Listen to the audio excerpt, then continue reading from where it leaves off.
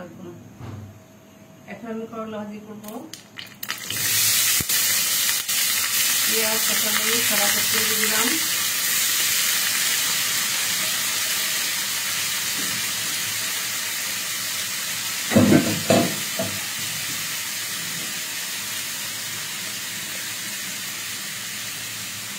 লবণ দিলাম।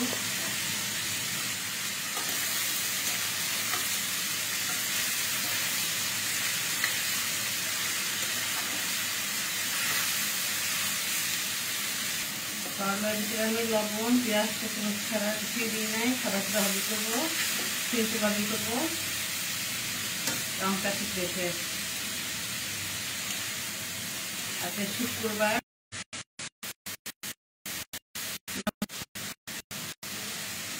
রান্নাটা তাড়াতাড়ি কমপ্লিট করতেছি। আমার মুরগিটা হয়ে গেছে।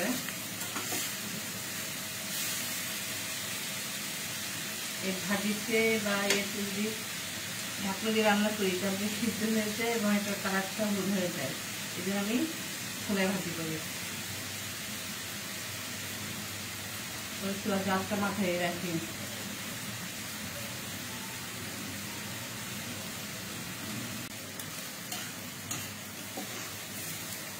এই গরমে করলা, ডাঁটা, ঝিঙ্গা, চিচিঙ্গা, ধুন্দুল সব খাবারে শরীর ঠান্ডা রাখে। মুরগি, তারপরে গরুর মাংস টাইপের খাবারগুলো আসলে এই গরমে খাওয়াটা আর গরম বেশি ধরে। প্রচুর গরম পড়ছে।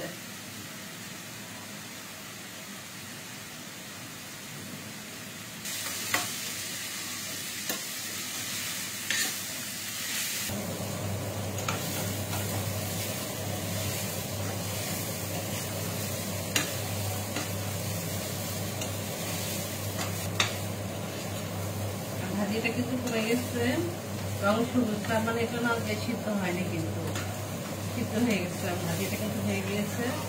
আমি হলুদ কিছু দিই নাই, একদম সাদা সিম্পল ভাজি।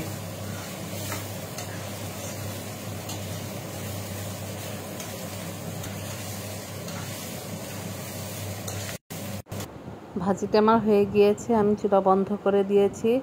এখন আমি আলাদা পাত্রে ভাজিটা নামিয়ে ফেলবো। তৈরি হয়ে গেল আমার করলা ভাজি।